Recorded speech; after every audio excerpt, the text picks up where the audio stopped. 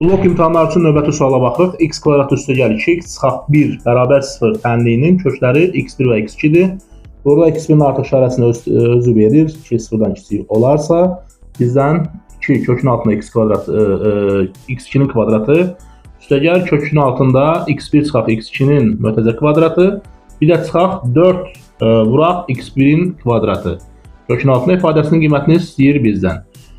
Burada yəqin ki, köklərini bir dənə araşdırsaq əgər, biyyətə görə araşdırsaq, x1 üstə gəl x2 bərabər buradan mənfi 2-dir və eyni zamanda x1 vuraq x2 bərabərdir, mənfi 1-dir. Burada ya hər ikisi, əslində hər ikisi yox, elə ikisindən biri. Niyə? Çünki kökləri hasili burada mənfi 1-dir. Əgər mənfi 1-dirsə, bunun biri müsbət olmalıdır, biri mənfi olmalıdır. Və bizə də deyir ki, x1 sıfırdan kiçikdir. Ona görə deməli x2 artıq burada nə olmalıdır? Sıfırdan böyük olmalıdır. x1 sıfırdan kiçik olduğu halda. İfadəsinin qiymətini istəyir bizdən. Birinci ifadə, yəni bu şəkildə hamısı kökdən çıxardacaq, amma birinci ifadədə nə olacaq? Deyək ki, 2 x2 sıfırdan böyük olduğuna görə olduğu kimi çıxacaq. 2x2 və x1 bu ikinci ifadədə sıfırdan kiçik olduğu üçün, x2 də sıfırdan böyük olduğu üçün dolayı yolla, yəni x2 x1-dən böyük olmuş olur.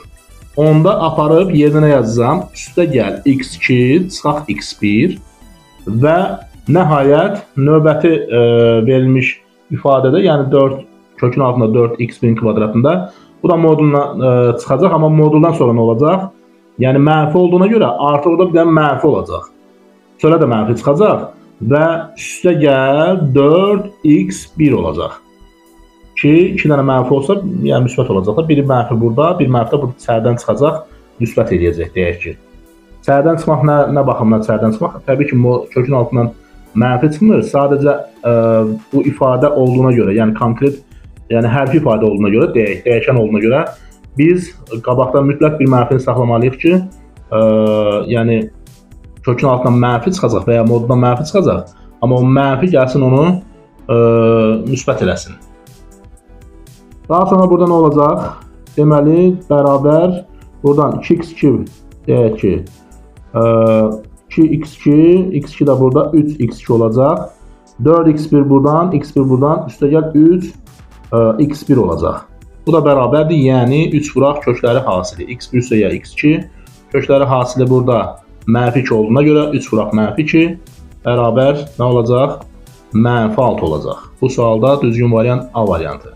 16-cı sualdadır.